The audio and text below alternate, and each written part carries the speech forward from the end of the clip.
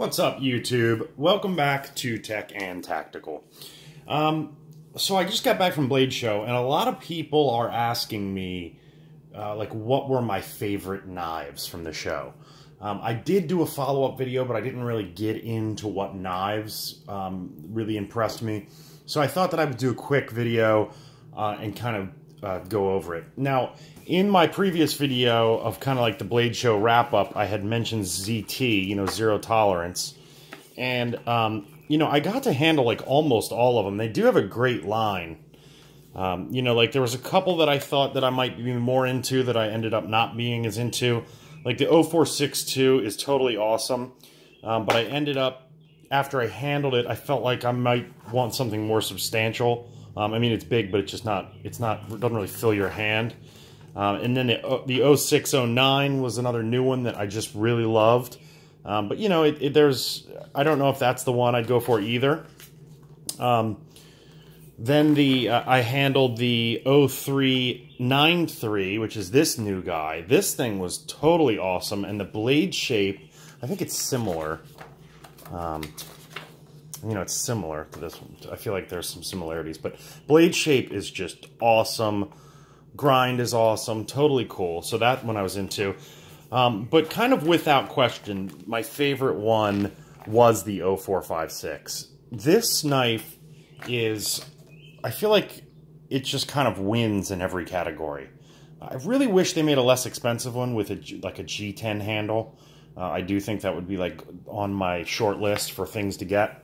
But even in its current iteration, the 0456 is my favorite ZT, I think, at the moment. And this is the one from the ZT booth that impressed me the most. You know, the blade shape is awesome, handle shape is awesome. It's CPM 20 CV, so it's like a super steel.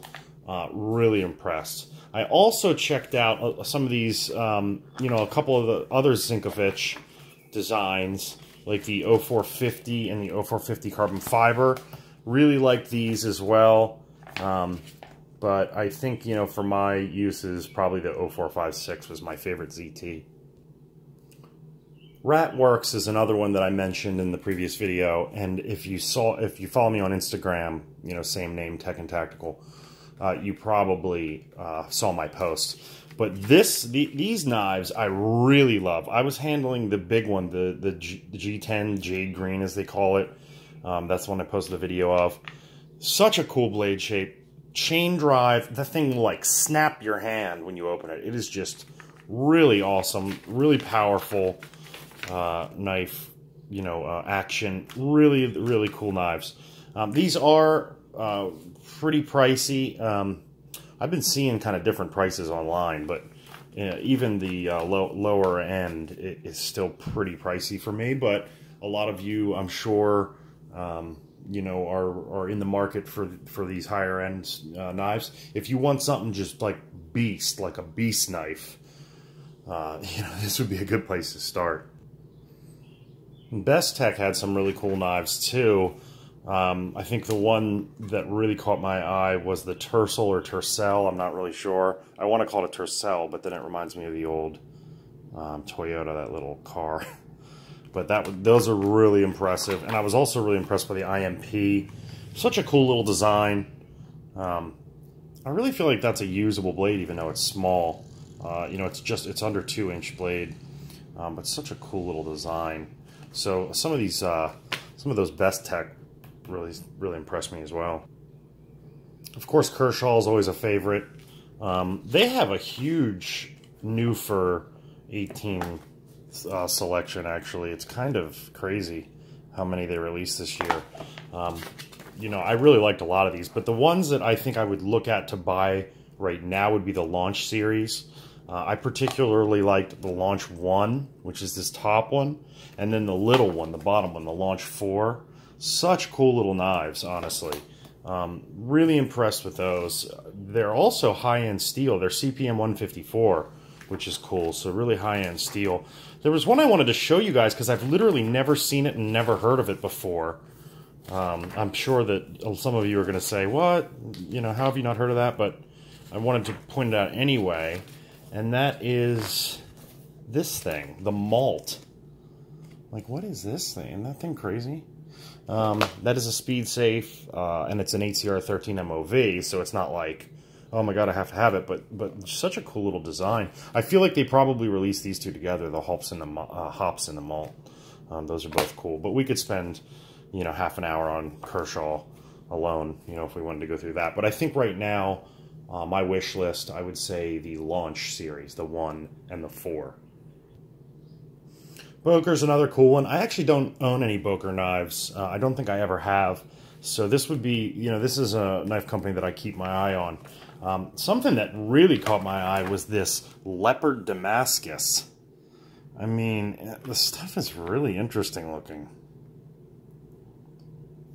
Better focus it up for you guys. You know, but they got a lot of cool stuff. They got a lot of fixed blades. I don't think I realized Boker had so many fixed blades until this. These are some cool folders right here as well. Those are the Oberlin arms. And then the other one that I wanted to point out were these. The honeycomb scouts are really cool. I don't know if you guys have seen those. More of a traditional looking knife, but Boker has a ton of stuff. I mean, look at the size of this catalog. And Hogue was really, had a ton of cool stuff too. They really caught my eye. The action on their automatics is just really, really impressive. And they had some out the fronts that had great action too that I was, you know, pretty impressed with. The one that I really wanted after I handled it, was this series right here, the X5 flipper, and then these automatics. You know, this knife is so cool. The blade shape, like that harpoon blade shape, and then, you know, the push button auto. These Hogue knives really, but they are a little pricey, honestly.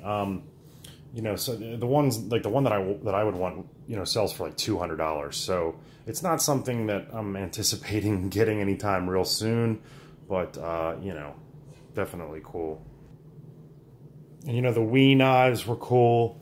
Some of these really caught my eye. I would say the Valiant 717, lots of different variants as well. And then the Minotaur 801 was another really cool series of knives. Definitely really cool. So they had some stuff too. I'm not, like, those aren't immediate on my list, I don't think. Like, I mean, none of this is immediate, but, you know, they're not like something I'm going to run out and buy anytime soon. If I had the money, I think that ZT0456 might be #1. A couple of Spydercos that I got my own, but, you know, we'll keep looking. And I got to handle a ton of CRKT knives. I really like their little, it's escaping me. I'm sure it's written there somewhere. Karambit. Their little Karambit design. Now I'm second guessing myself. But anyway, that was cool. That's a new one. And then, you know, they've got that field strip, but they're doing a Raikiri field strip, which looks really cool. I don't know if you guys have seen this. That's something else to look at. And then, you guys know I love my minimalist Bowie. Little neck knife, too. That's kind of the CRKT I like. The Protects are really comfy in the hand. It's really snappy little automatics. You know, like, these are really, really great designs.